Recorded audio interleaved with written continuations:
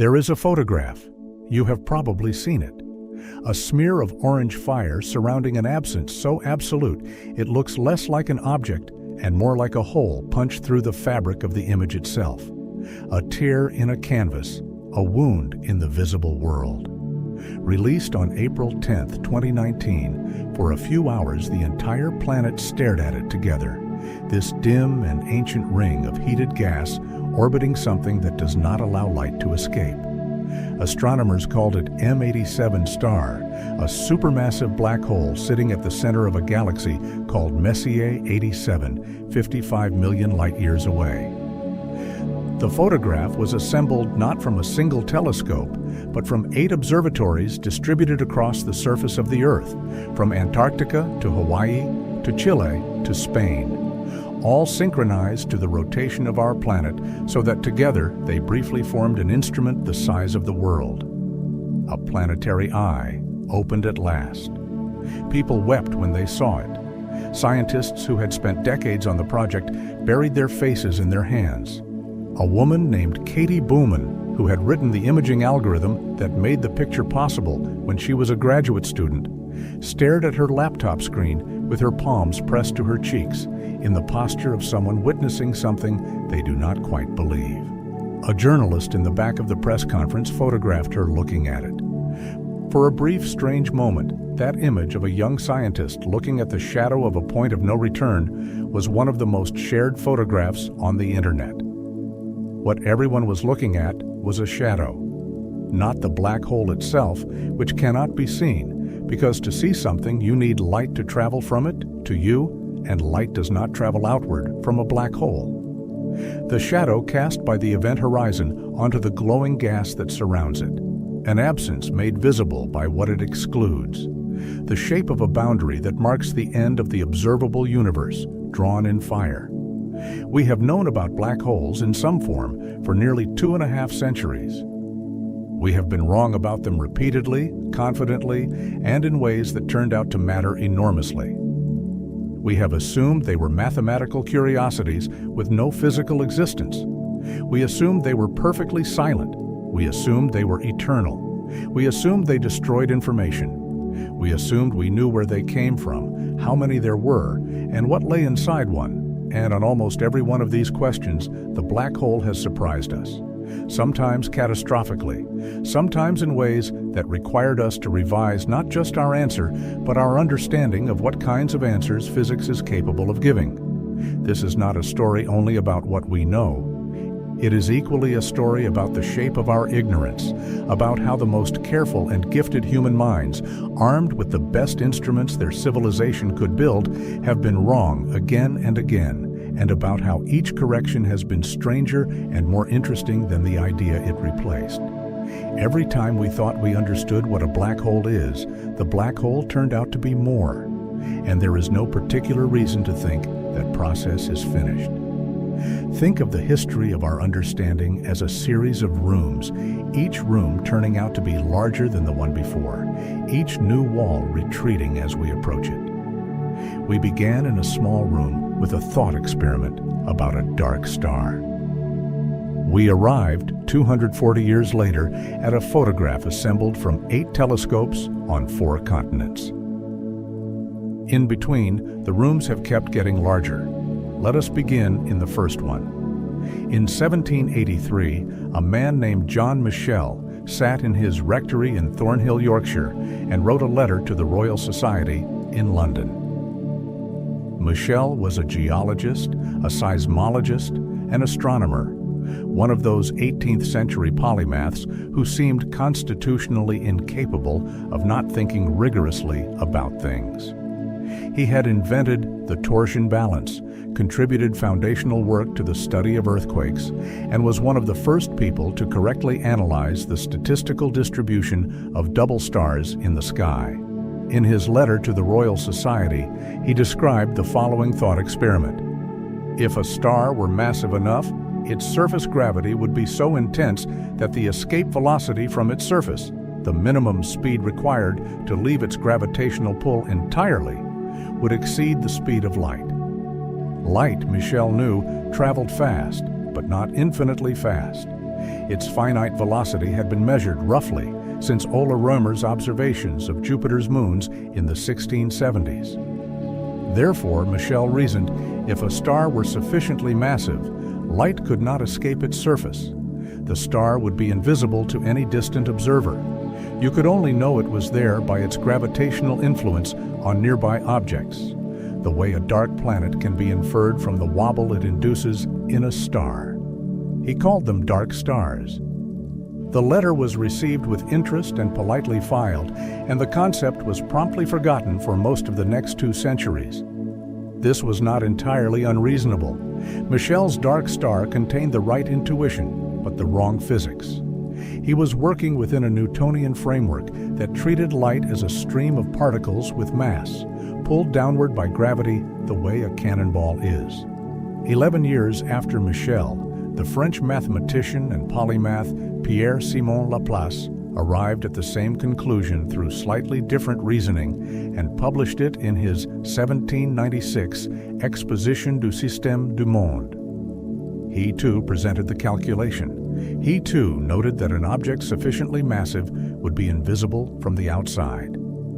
And then, when Thomas Young demonstrated in 1803 that light behaves as a wave, and waves are not particles, and massless waves propagate in ways that Newtonian gravity does not impede in the way Michel and Laplace had assumed, both men were quietly and reasonably set aside. Their intuition had been correct. Their physics had been wrong. The concept of a dark star was shelved for an entire human lifetime, and then some. It remained shelved for 113 years. In November of 1915, Albert Einstein, working in Berlin, published the field equations of general relativity. The decade he had spent arriving at them had included some of the most grueling intellectual labor in the history of science. Years of false starts, conceptual revolutions, and mathematical dead ends so disorienting that he later said he had felt as though the ground had been removed from beneath his feet. The equations described gravity not as a force, not as the invisible attraction acting instantaneously at a distance that Newton had postulated, but as a geometry. Mass curves, space-time. What we experience as gravity is the shape of curved space-time, and objects moving through that space-time follow the straightest possible paths through a curved geometry, paths that look curved to us because the geometry itself is curved. It was a transformation in the entire conceptual basis of physics so radical that even many physicists who understood it found it difficult to fully believe. The field equations were beautiful. They were also extraordinarily difficult to solve.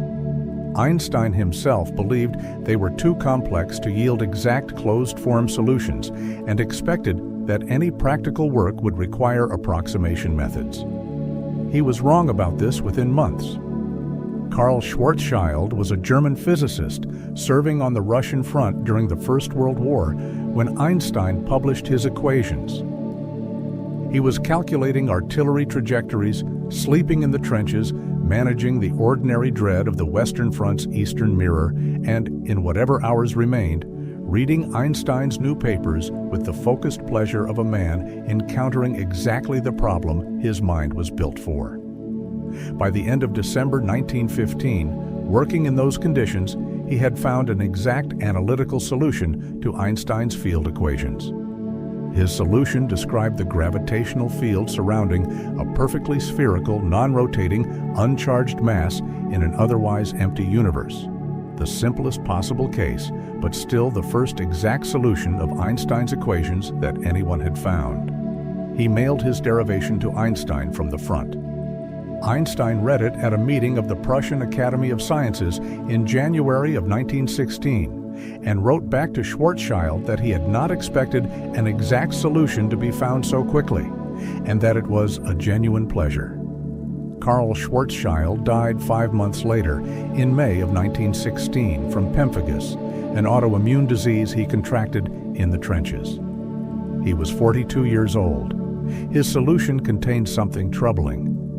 At a particular distance from the center of the mass, a distance now called the Schwarzschild radius, equal to twice the mass multiplied by the gravitational constant divided by the square of the speed of light, the equations produced a singularity. The metric components that describe the shape of space-time either went to zero or blew up to infinity. The time component went to zero, which meant physically that time as measured by a distant observer appeared to stop completely at that surface. The spatial component diverged. The mathematics broke down completely.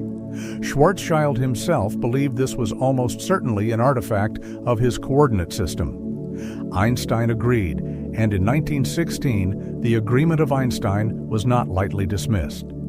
For the next 4 decades, the prevailing view among physicists was that the singularity at the Schwarzschild radius was a mathematical artifact, not a physical reality.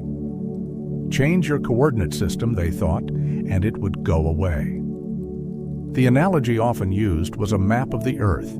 If you use certain projections, the North Pole appears to be an infinite line stretching across the top, which is obviously wrong. It is just a point. The Schwarzschild singularity, most physicists believed, was something similar. They were wrong. In 1958, the physicist David Finkelstein, working at the Stevens Institute of Technology in New Jersey, found a new coordinate system in which the singularity at the Schwarzschild radius did indeed disappear, not because it was not real, but because in Finkelstein's coordinates, the surface revealed its true nature. It was not a singularity at all. It was a surface, a one-way membrane in space-time, a boundary through which things could pass in one direction only. From outside, it appeared to a distant observer as a surface where time froze. From inside, from the perspective of anything crossing it, there was nothing special happening whatsoever. No wall, no signal, no physical sensation of any kind. Just ordinary space-time, locally indistinguishable from empty space, and then the gradual and irreversible realization that every direction in space-time now pointed inward. Every path forward led only deeper in. Finkelstein called it a one-way membrane. It was John Wheeler who gave it the name that has defined it ever since. Wheeler was among the most remarkable figures of 20th century physics, a man who had collaborated with Niels Bohr on the theory of nuclear fission, worked on the hydrogen bomb program, supervised a generation of physicists who would themselves become legendary, and had a particular genius for the kind of phrase that causes an abstract concept to suddenly inhabit the imagination. He gave us the wormhole. He gave us quantum foam. He gave us the phrase "it from bit," the idea that information is more fundamental than matter or energy. And in 1967, at a conference in New York, in the course of a talk that described these strange collapsed objects, he used the phrase "black hole" for the first time in a public context. He later suggested he had not invented the term, that someone in the audience had offered it and he had adopted it. The origin is genuinely disputed. But the name spread with the efficiency of a phrase that had been waiting to exist, and the object has been called a black hole ever since. By the time Wheeler named them, they were no longer purely theoretical. Observations of quasars, those blindingly luminous objects at the centers of distant galaxies, pouring out energy equivalent to hundreds of entire galaxies of stars from regions smaller than our solar system, had convinced astronomers that something extraordinary was operating at galactic centers, converting matter to energy at efficiencies that no nuclear process could match. In 1971, the X-ray satellite Uhuru detected a powerful X-ray source in the constellation Cygnus. The astronomer Tom Bolton, working in Toronto with an optical telescope, identified a massive invisible companion to the blue supergiant star HDE 226868. The companion's gravitational influence on the visible star was clear and well measured. The companion's mass was too great for a neutron star. Bolton was careful in his language. He called it a possible black hole candidate. The name of this system was Cygnus X1. It was the first widely accepted candidate. Bolton was not wrong.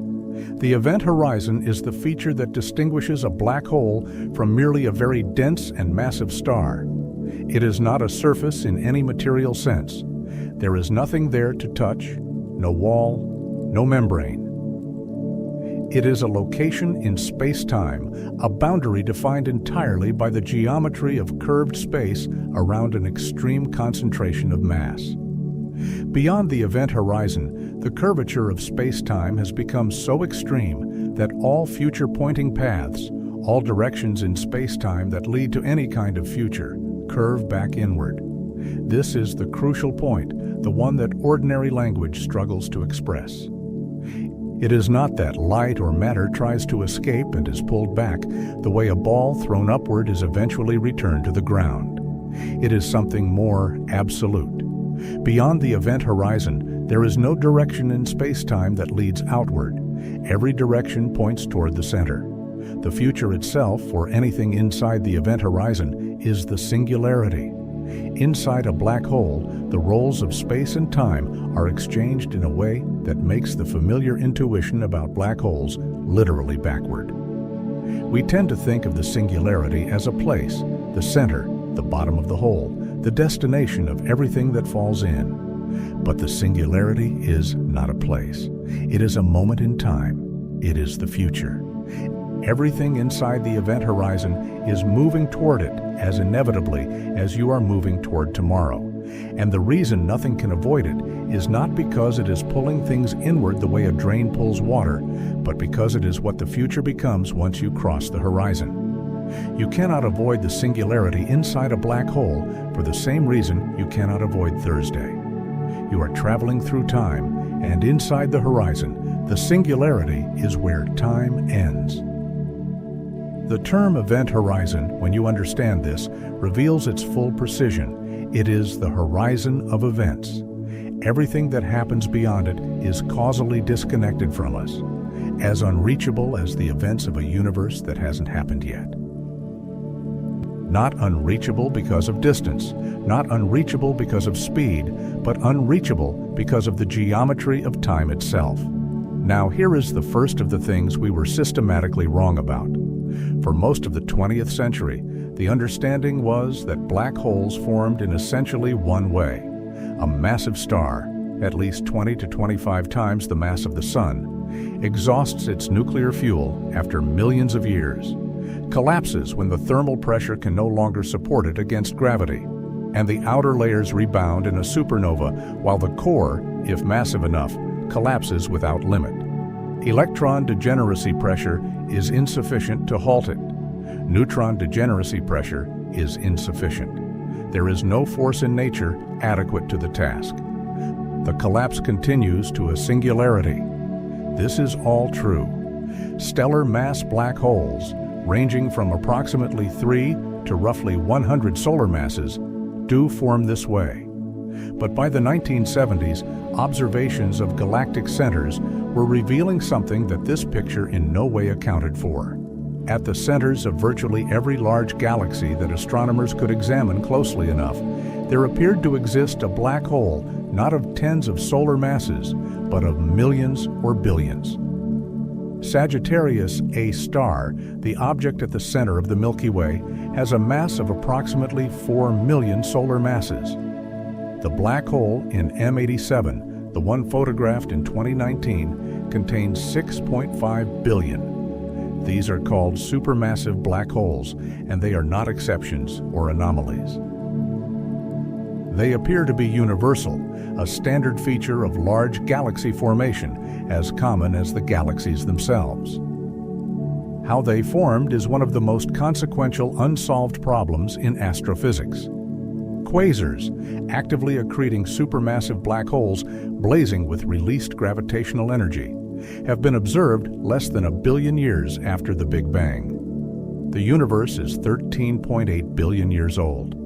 There is not enough time in any standard model of black hole growth to accumulate billions of solar masses from stellar mass seeds through ordinary accretion in that time window. The most favored hypothesis involves a different pathway altogether. the direct collapse of massive primordial gas clouds in the early universe, objects perhaps 100,000 solar masses collapsing without passing through the stellar phase, forming direct collapse black holes that could then grow through accretion and merger to supermassive scales. Other hypotheses involve population 3 stars, the first generation of stars in the universe, born from pure hydrogen and helium, potentially hundreds or thousands of times more massive than modern stars because there were no metals to fragment the collapsing gas clouds. These first stars may have collapsed into intermediate mass black holes that merged rapidly. We do not know which pathway dominates or whether multiple pathways contribute. The JWST, the James Webb Space Telescope, launched in late 2021, has been observing galaxies in the first billion years of the universe with extraordinary precision and has found supermassive black holes already in place at even earlier epochs than previously known, tightening the timing problem further. There is a third category of black holes that was predicted for decades and is only now being confirmed: intermediate mass black holes, ranging from perhaps 100 to several 100,000 solar masses. They are needed theoretically to bridge the gap between stellar and supermassive, to provide the seeds from which supermassive black holes grew. For many years, they were predicted and undetected, which was becoming embarrassing. Evidence has been accumulating since the early 2000s from X-ray observations and globular cluster dynamics. The Gravitational Wave Observatory, LIGO, has now produced detections suggesting several merger products fall in this range. They exist. They were merely excellent at avoiding detection. And at the smallest scales, there is a category that remains purely theoretical but has serious cosmological implications: primordial black holes. In the very early universe, when matter was packed extraordinarily densely and quantum fluctuations could be large compared to the mean density, overdense regions might have collapsed directly into black holes without ever forming stars. Primordial black holes could, in principle, span an enormous range of masses, from microscopic to stellar mass and above. Some physicists have proposed seriously that primordial black holes of certain mass ranges could account for a significant fraction of the dark matter, the mysterious invisible matter that constitutes roughly 27% of the universe's total mass energy content. We have no confirmed detections of primordial black holes. We have also not ruled them out. In cosmology, things you cannot rule out have a persistent and sometimes embarrassing tendency to eventually show up. There is a moment in any honest exploration of black holes where one must acknowledge something about the enterprise itself, about what it means to build knowledge at the frontier of what is knowable. The structure of great ideas is often built on active engagement, on struggling with something until it yields, not being told the answer, but finding it. Brilliant, the learning platform used by over 10 million people worldwide, was built on this principle. Their courses in mathematics, physics, computer science, and data analysis are designed not as lectures, but as sequences of problems carefully chosen to lead you toward genuine understanding by requiring you to actively work through the reasoning. If you want to understand the differential geometry that underlies general relativity, or the statistical mechanics that underlies black hole thermodynamics, or the quantum field theory concepts that underlie what we are about to discuss, Brilliant builds those structures in your mind through direct engagement rather than passive observation. The first 30 days are free at brilliant.org. The link is in the description. In 1974, Stephen Hawking, then 32 years old and approximately a decade into his diagnosis with motor neuron disease, published a paper in Nature with the title, "Black Hole Explosions?" The question mark was careful and slightly misleading. The paper's result was one of the most unexpected and consequential in the history of theoretical physics, and it can be stated simply: black holes are not perfectly black. They emit radiation, they have a temperature, and given enough time, they evaporate. The argument begins with quantum field theory and the structure of the vacuum. In the quantum mechanical description of empty space, the vacuum is not empty. It seethes with fluctuations, pairs of virtual particles and antiparticles that spring briefly into existence, borrowing energy from the vacuum for a time constrained by the Heisenberg uncertainty principle, and then annihilating each other, returning the borrowed energy. These virtual pairs are not metaphors or mathematical fictions. The Casimir effect, the measurable, experimentally confirmed attractive force between two uncharged conducting plates placed very close together in a vacuum, is a direct consequence of this vacuum structure. The vacuum has real physical content. At the event horizon of a black hole, this vacuum structure encounters the extreme curvature of space-time in a way that produces something remarkable. A virtual particle pair springs into existence precisely at the horizon, one particle on each side. The particle inside the horizon has no future that leads outward. It will move toward the singularity. The particle outside, suddenly lacking a partner to annihilate with, finds itself in an anomalous quantum state. It has real energy. It propagates outward as genuine radiation, a photon or a particle with real mass energy escaping from the vicinity of the black hole. This is Hawking radiation. The radiation has a temperature. It is thermal radiation following a perfect blackbody spectrum with a temperature inversely proportional to the mass of the black hole. For a black hole of 10 solar masses, the Hawking temperature is approximately 6 billionths of a Kelvin, a temperature so cold that the cosmic microwave background radiation, which permeates all of space at 2.7 Kelvin, is 400 million times hotter. Such a black hole is absorbing far more radiation from the environment than it emits. It is not, in any practical sense, losing mass. But the principle is inescapable and exact. It is emitting. It is losing mass, however slowly. If you wait long enough, timescales of roughly 10 to the power of 67 years for a solar mass black hole, a duration that makes the current age of the universe look like the first tick of a clock, the black hole will have lost enough mass that its Hawking temperature will have risen enough to accelerate the evaporation further. The process accelerates as the black hole shrinks.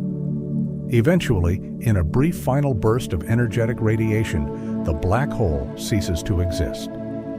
And here is the question that has consumed a significant fraction of theoretical physics for 50 years. What happened to everything that fell in? This is the black hole information paradox. Quantum mechanics has, at its foundation, a property called unitarity. Unitarity means that information, the complete quantum state of a physical system, is always conserved. Given the quantum state of a system at any moment, you can, in principle, evolve it both forward and backward in time and recover the state at any other moment. Information cannot be created or destroyed. This is not a minor technical assumption. It is the load-bearing wall of quantum mechanics, the principle without which the theory's predictions become inconsistent and nonsensical. But Hawking's calculation showed something seemingly incompatible with this. He showed that Hawking radiation is perfectly thermal, random, patternless, carrying no information whatsoever about what fell into the black hole. An encyclopedia thrown into a black hole and a cloud of hydrogen gas of identical mass thrown into the same black hole would produce, by Hawking's calculation, absolutely identical radiation, the same spectrum, the same temperature, the same statistics. After the black hole evaporates, the information that was in the encyclopedia, every word, every concept, every arrangement of atoms that encoded those words, is gone, not scrambled, not hidden, gone, erased from the universe. This cannot be correct, most physicists believe. Yet the calculation is careful, precise, and has resisted correction for 5 decades. Hawking himself maintained, for 2 decades after his own paper, that information was indeed destroyed, that quantum mechanics required modification for black holes, that the paradox was resolved by accepting that our cherished principle of unitarity failed in the presence of event horizons. In 1997, he and Kip Thorne bet the physicist John Preskill that information was destroyed. Preskill wagered it was preserved.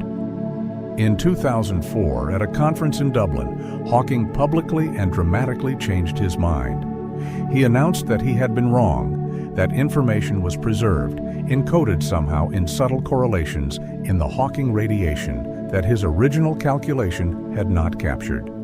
He brought Preskill an encyclopedia as the prize. He joked about it.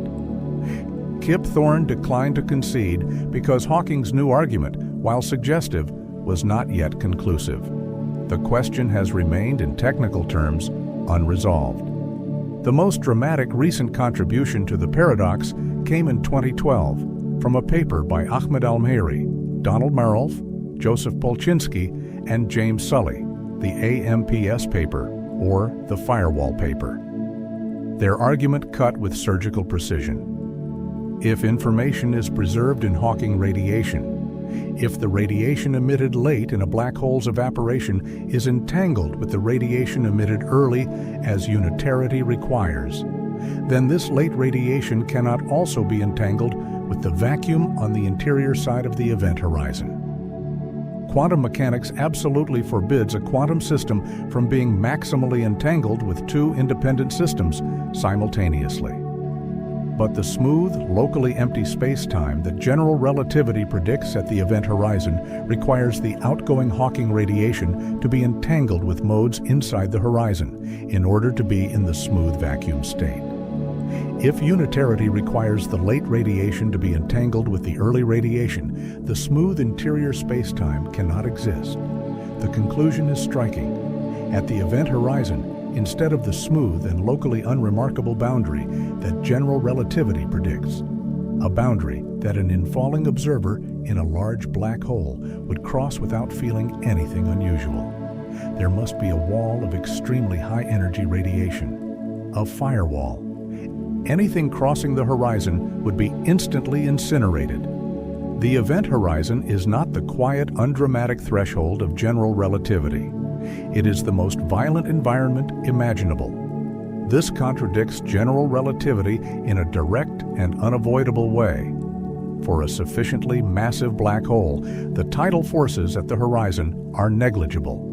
An astronaut falling into the black hole at the center of a galaxy would feel nothing unusual as they crossed. They would have time to observe, to measure, to experience their surroundings. They would not know they had crossed into the region of no return. General relativity is clear and precise about this prediction. The firewall argument says general relativity is wrong. One of them must be. We do not know which one. We do not have a theory of quantum gravity complete enough to adjudicate.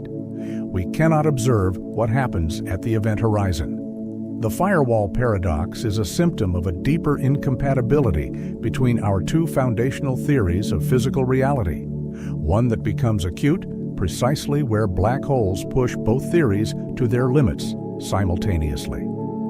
There is a broader context for this conflict worth sitting with. General relativity and quantum mechanics are not merely two theories that disagree in extreme conditions. They are built on fundamentally incompatible conceptual foundations. General relativity describes a smooth, continuous, deterministic space-time, a geometry that bends gracefully under the influence of mass and energy that evolves according to precise differential equations. Quantum mechanics describes a world of irreducible randomness, discrete jumps, superpositions, and the entanglement of distant objects in ways that have no classical analog. In quantum mechanics, the act of measurement changes the measured system. Certainty is replaced by probability as a matter of principle rather than ignorance. These two descriptions of reality do not seamlessly join. For most of physics, they do not need to. General relativity is relevant when masses are large. Quantum mechanics is relevant when objects are small. In ordinary circumstances, you never need both simultaneously. A black hole is one of the rare places in the universe where both are required at once. where a quantum object of immense mass occupies a region so small that both space-time curvature and quantum effects are extreme. The Planck length, the scale at which quantum gravitational effects must become important, is approximately 10 to the minus 35 meters, a billion times smaller than a proton. At the singularity of a black hole, physics occurs at and below this scale. Neither general relativity nor quantum mechanics alone can describe it. String theory describes elementary particles not as points, but as tiny vibrating strings of energy.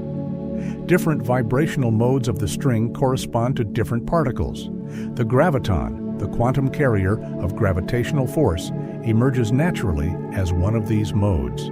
The black hole singularity in string theory is resolved because strings have a finite minimum length. They cannot be localized to a point, so the infinite curvature is replaced by extreme but finite physics at the string scale. String theory has been extraordinarily productive as a mathematical framework.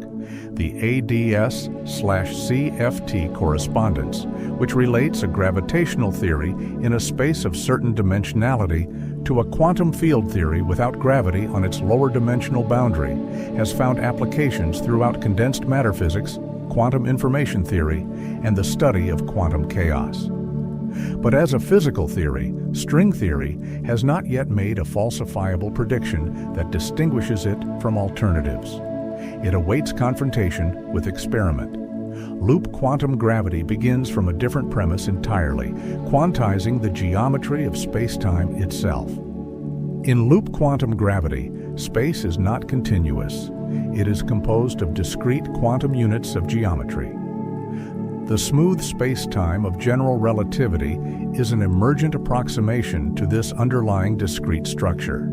The way the smoothness of water is an approximation that breaks down at the scale of individual molecules.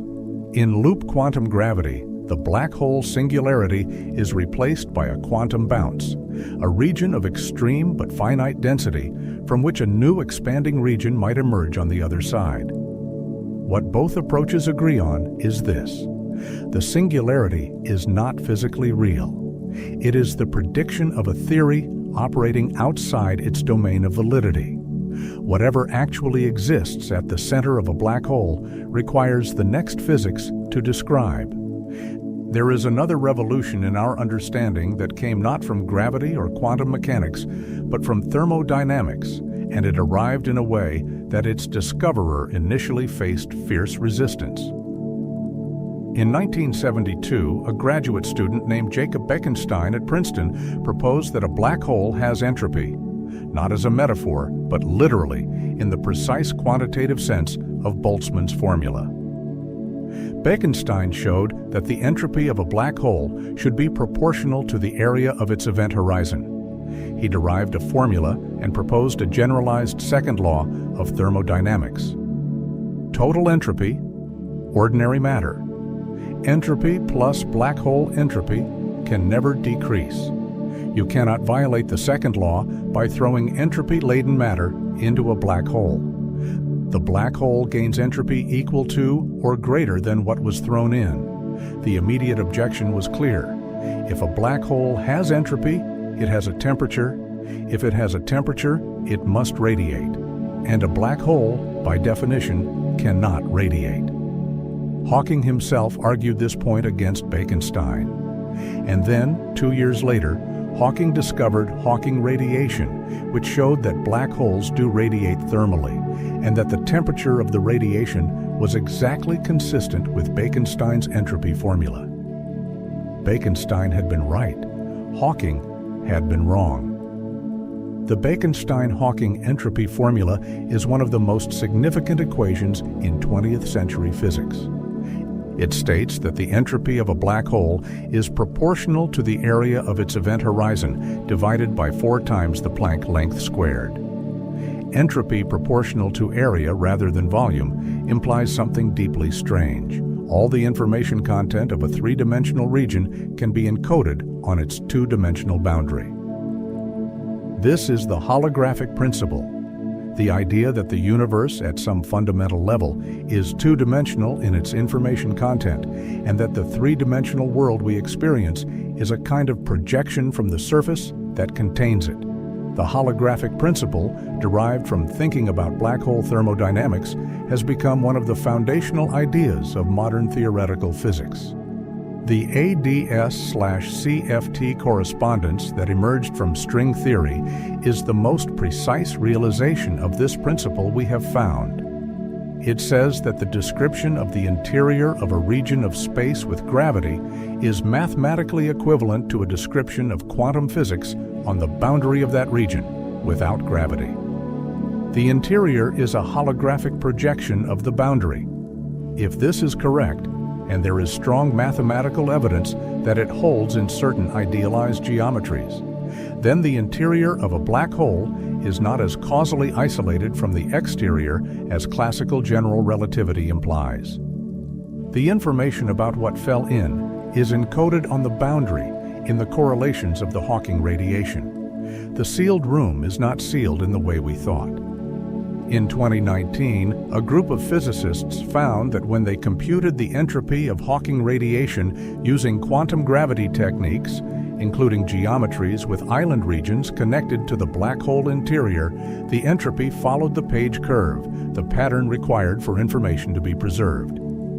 The calculation suggested that Hawking radiation carries information after all, that the information paradox is resolved, though the mechanism involves quantum geometry that is not yet fully understood.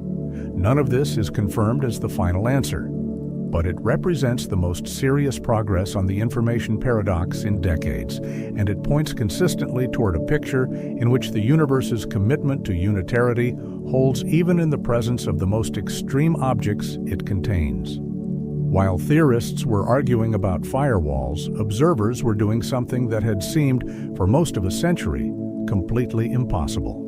They were listening to the universe. Gravitational waves, ripples in the curvature of space-time, carrying energy away from accelerating masses, had been predicted by general relativity in 1916.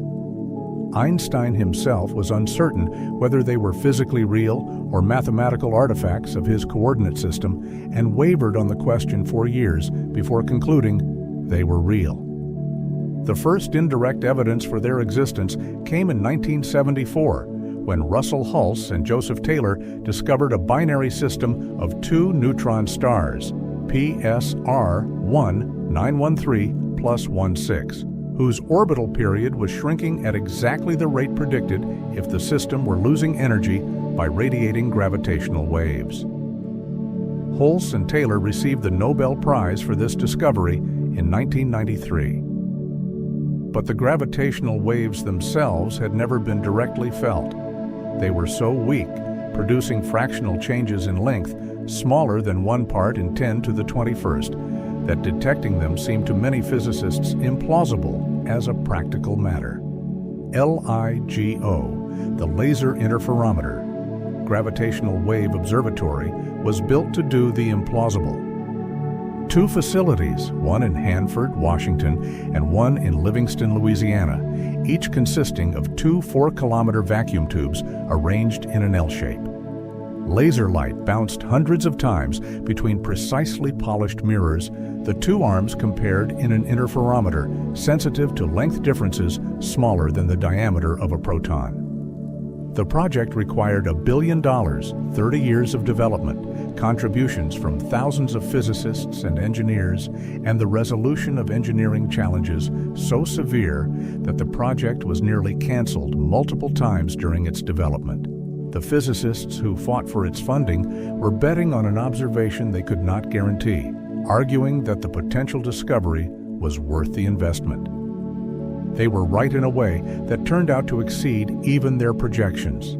On September 14, 2015, at 5:51 in the morning Eastern Time, both LIGO detectors registered a signal. It lasted approximately 0.2 of a second. It swept upward in frequency from 35 to 150 hertz. The characteristic final chirp of an inspiral, the last moments of 2 massive objects spiraling toward each other at close to the speed of light. every measurable property of the signal, its duration, its frequency evolution, its amplitude, the 7-millisecond delay between the two detectors consistent with the speed of light crossing the distance between Louisiana and Washington, matched in every detail the theoretical prediction for the merger of two black holes, one of approximately 29 solar masses and one of approximately 36 solar masses, colliding 1.3 billion light-years from Earth. In the fraction of a second of final merger, 3 solar masses of matter were converted entirely into gravitational wave energy. The signal that arrived at Earth after traveling 1.3 billion light-years through a universe that had not yet formed our solar system when the event occurred was a displacement of the detector mirrors of roughly 10 to the minus 18 meters, 1/1000th the diameter of a proton. The LIGO team spent 5 months in obsessive verification before making their announcement on February 11, 2016. The detection was designated GW150914. It was the first direct detection of gravitational waves in the history of science. It was also the first direct observation of a binary black hole system. It confirmed, to extraordinary precision, general relativity's prediction of the merger dynamics. And it opened something that had not previously existed, a means of observing the universe not with light or with any other form of electromagnetic radiation, but with distortions in the fabric of space-time itself. Kip Thorne, one of LIGO's founding scientists, wept at the announcement. Others did too. This was not sentimentality. It was the recognition that a new sense had been added to the human repertoire, that the planet had acquired a faculty it had never before possessed, that events happening in the deep universe could now be heard as well as seen, and that a 1.3 billion-year-old gravitational shockwave had been felt, at last, by the creatures it had been passing through without their knowledge for the entirety of their existence. Since GW150914, LIGO and the European detector Virgo have made dozens of detections, black hole mergers, neutron star mergers, and mixed events.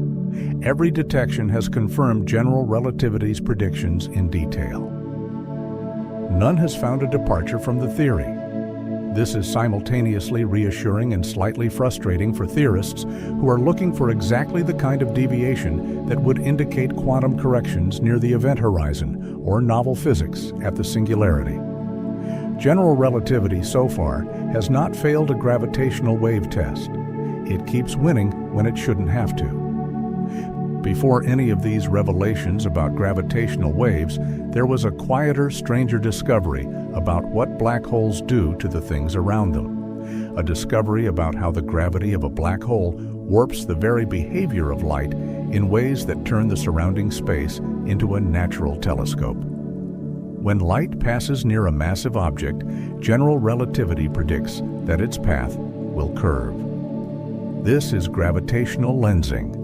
Einstein calculated the effect in 1915, and the first observational confirmation came in 1919 when Arthur Eddington measured the deflection of starlight during a solar eclipse and found it matched Einstein's prediction rather than Newton's. Gravitational lensing by ordinary stars and galaxies has since become a routine tool of observational astronomy. But lensing by a black hole is in a different category entirely. The event horizon of a black hole is surrounded by a photon sphere, a region at 1.5 times the Schwarzschild radius for a non-rotating black hole, where the curvature of space-time is so extreme that photons orbit in circles. A photon following just the right trajectory can orbit the black hole multiple times before escaping.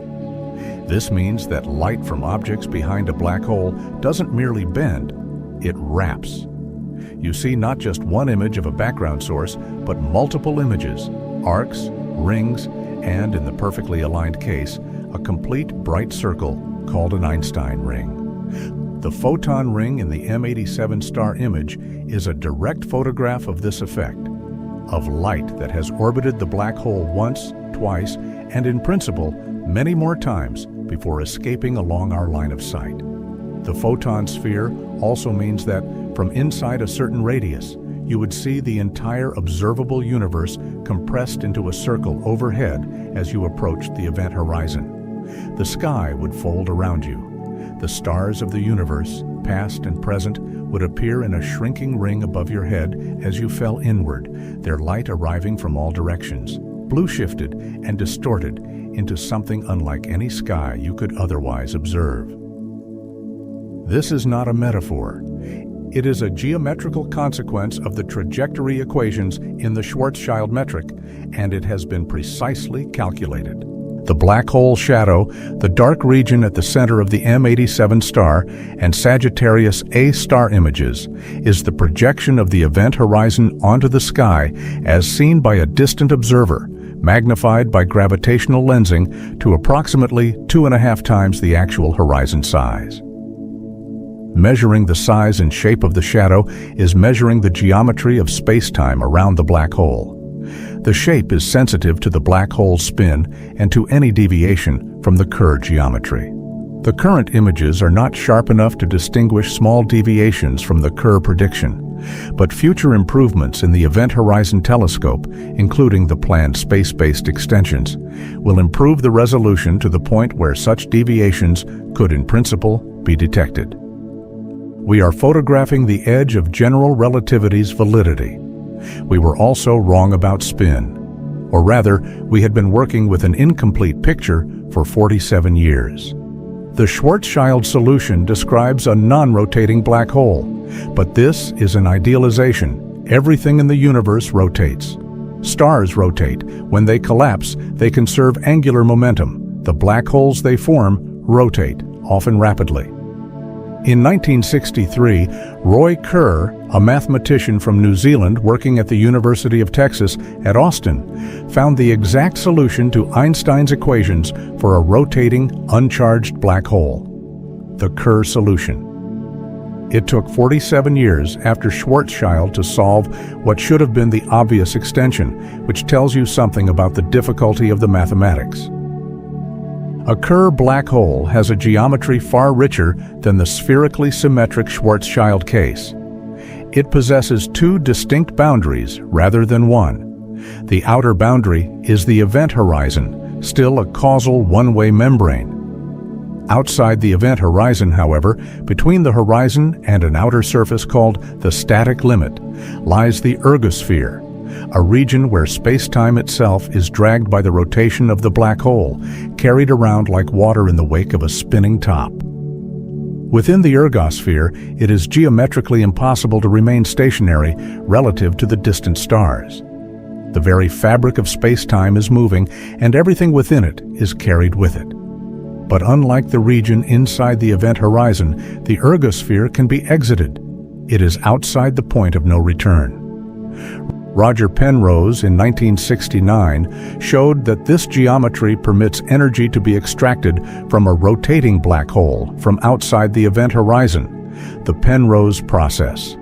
A particle entering the ergosphere can divide into two parts. One falls through the horizon with negative energy as measured from infinity, and the other escapes carrying more energy than the original particle possessed. The net effect is a transfer of rotational energy from the black hole to the escaping particle. The black hole slows infinitesimally with each such interaction. The relativistic jets emanating from the centers of active galaxies, jets of plasma extending millions of light years, moving at close to the speed of light, carrying more energy than the combined output of billions of stars, are almost certainly powered in substantial part by this process, by magnetic fields threading the ergosphere of rapidly spinning supermassive black holes, extracting their rotational energy and flinging it outward along the spin axis. The most extreme case, a maximally spinning black hole, has a singularity that differs fundamentally from the Schwarzschild point. In the Kerr metric at maximum spin, the singularity becomes a ring, a one-dimensional closed curve of infinite curvature. And through the center of that ring, the mathematics of the Kerr solution contains a passage, an apparent connection to a different region of space-time. This is where scrupulous honesty is required. The Kerr solution is exact, confirmed in its exterior predictions to high precision by observations of M87 star and Sagittarius A star. But the passage through the ring singularity almost certainly does not survive in any real astrophysical black hole. Any infalling matter or radiation accumulates near the inner horizon, a surface called the Cauchy horizon, where it is amplified to infinite energy by blueshift, collapsing the passage before anything can traverse it. The other universe, to whatever extent it exists mathematically, is physically inaccessible. The singularity itself, whether point, ring, or something else, is not a physical prediction of current physics. It is the sign that current physics has exceeded its domain of validity. In the same way that classical physics breaks down inside the atom and requires quantum mechanics, general relativity breaks down inside a black hole and requires quantum gravity. The singularity is not what is there. It is the shape of our ignorance about what is there. And then there is what we were wrong about at the galactic scale. In the 1990s, as measurements of galactic centers became precise enough to reliably determine central black hole masses across large samples of galaxies, a correlation emerged that no one had predicted. The mass of the central supermassive black hole was tightly correlated with the velocity dispersion of the stars in the galaxy's central bulge, the M-sigma relation. Across 5 orders of magnitude in black hole mass, across different galaxy types, across different distances, and different epochs of cosmic time, the relationship held. A more massive black hole lived in a galaxy with faster-moving bulge stars. Always. The correlation was too tight and too universal to be coincidental. This was profoundly puzzling. A supermassive black hole occupies a region roughly the size of our solar system, negligible compared to a galaxy spanning hundreds of thousands of light years. Its direct gravitational influence extends only to the innermost few hundred light years of the galaxy. By what mechanism could a solar system-sized object sculpt the structure of something a billion times larger? The mechanism is called AGN feedback. An actively accreting supermassive black hole, an active galactic nucleus, is among the most energetic objects in the observable universe. As matter falls into the accretion disk surrounding the black hole, friction and magnetic forces heat the infalling material to temperatures of millions of degrees, and a fraction of its rest mass energy is radiated outward. The efficiency exceeds that of nuclear fusion by roughly an order of magnitude. A black hole converting infalling matter to radiation can release up to 40% of the rest mass energy compared to the 0.7% efficiency of hydrogen fusion in a star. An actively accreting supermassive black hole can outshine its entire galaxy, its 100 billion stars, by a factor of hundreds or thousands. That energy goes somewhere. It heats the galactic gas. It drives enormous galactic-scale winds that can expel gas from the galaxy entirely. Without cold gas, star formation ceases. An actively accreting black hole can regulate the star formation of its entire host galaxy, suppressing the very process that creates the next generation of stars across the whole system. This is AGN feedback, and it is the mechanism that links the tiny black hole at the center to the large-scale structure of everything around it. Black holes are not tenants of galaxies. They are co-architects. The Milky Way, its 100 billion stars distributed across their particular orbits in their particular pattern, has its present structure partly because of the history of accretion onto and ejection from Sagittarius A star. The bursts of activity when Sagittarius A star was actively accreting heated the central gas, expelled some of it, suppressed star formation in certain epochs, and allowed it in others. The specific distribution of stars in the galaxy you live in was shaped, in part, by a black hole. You exist in some partial and indirect but real causal sense because of the eating habits of a 4 million solar mass singularity at the center of your galaxy across billions of years of cosmic time. The Event Horizon Telescope image of Sagittarius A star, released in May of 2022, was in some ways harder to produce than the M87 star image, despite Sagittarius A star being far closer. Proximity brought complications. Sagittarius. A star is small enough that the gas orbiting it completes its orbit in minutes to hours rather than the weeks of M87 star. The target was blurring on the timescale of observation, like trying to photograph a spinning top with a long exposure. The team developed new algorithms that averaged thousands of reconstructed images across time to produce a stable result. The image, a ring, slightly asymmetric, slightly brighter on the side where orbiting gas moves toward us, matches in every observable detail the prediction of the Kerr metric. 4 million solar masses. An event horizon spanning roughly the diameter of Mercury's orbit, located 26,000 light-years from Earth. The light in that image left its source 26,000 years ago, before our ancestors invented writing, before the construction of any monument that still stands. The event horizon of our own galaxy's central black hole, as it existed when humans were still in the late Stone Age, is the thing in that photograph. This is the aspect of black holes most resistant to ordinary contemplation. They are not separate from us. They are not foreign objects in a universe we observe from outside. The black hole at the center of the Milky Way is our black hole. The gravitational waves we have detected are echoes of collisions that occurred before the Earth formed, ripples in space-time that passed through our planet continuously for billions of years, while life was evolving from single cells to complexity, while dinosaurs arose and were extinguished, while our ancestors climbed out of trees, while we built cities and forgot them, and built them again, passing through all of it unfelt, until we had, finally, built something sensitive enough to feel them. The information paradox, the firewall problem, the unknown origin of supermassive black holes, the nature of the singularity, the incompatibility between quantum mechanics and general relativity at extreme curvatures. These are not footnotes or caveats in an otherwise complete understanding. They are the understanding. They represent the places where our two most precisely confirmed theories of physical reality, each verified to extraordinary precision in every domain in which they can be tested separately, flatly contradict each other when pushed to the extremes that black holes embody. The singularity is a confession. The field equations of general relativity, when taken to their logical conclusion, produce a result: infinite curvature, infinite density, time ending, that cannot be a physical description of reality, because physical reality does not contain infinities of this kind. The equations are telling us they have exceeded the domain in which they are valid.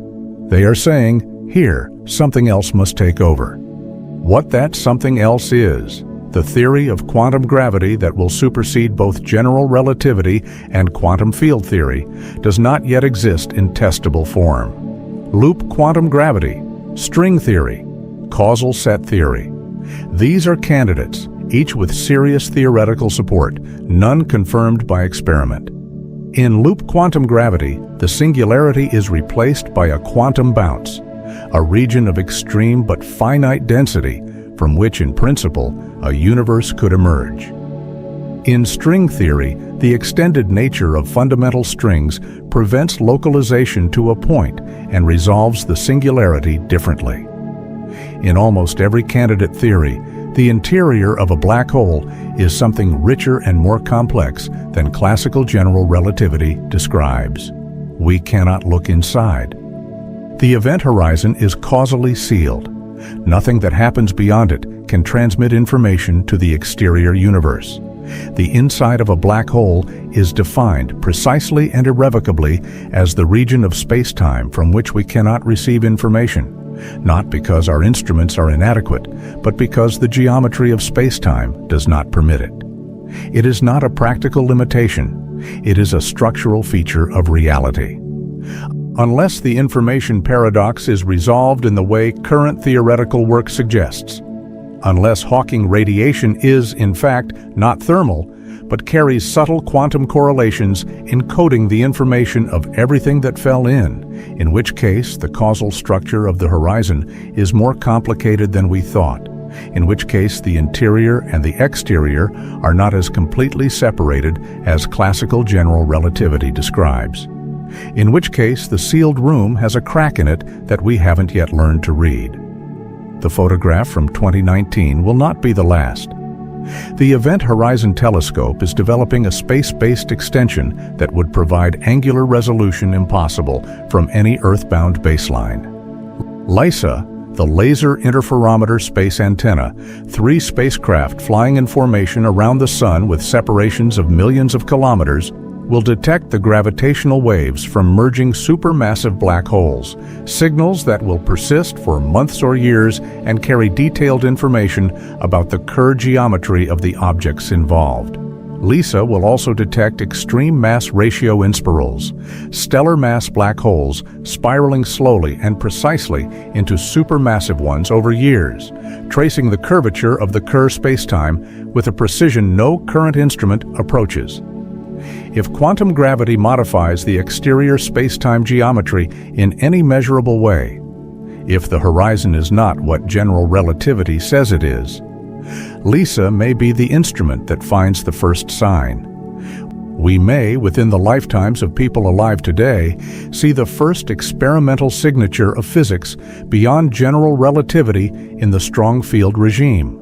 Not from a particle accelerator. Reaching the Planck scale with accelerators would require a machine the size of a galaxy, but from black holes themselves, which do our experiments for us.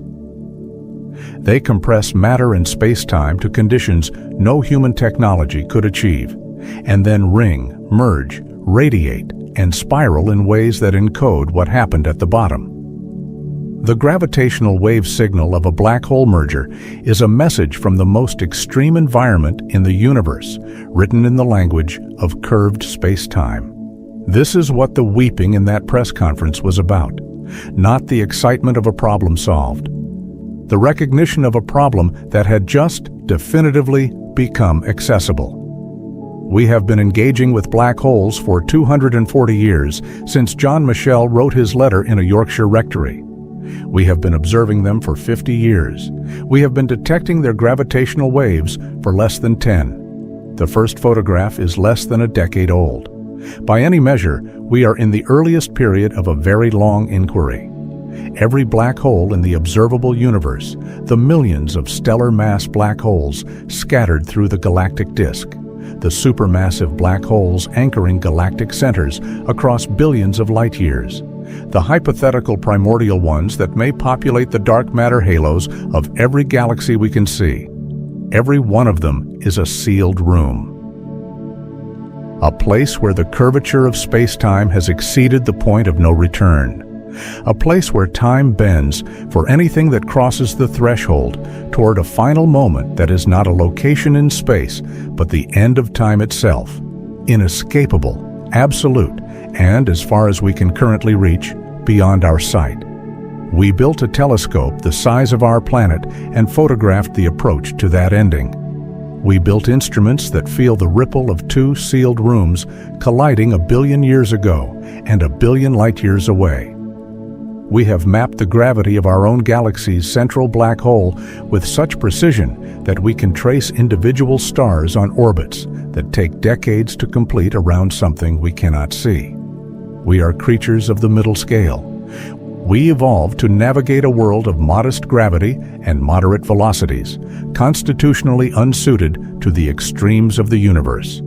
And yet, through an improbable chain of mathematics and observation and argument and instrument building and patience and revision, through 240 years of carefully, productively being wrong, we have arrived at the edge of the most extreme environments the cosmos contains. We cannot enter, we cannot survive, we cannot receive a signal.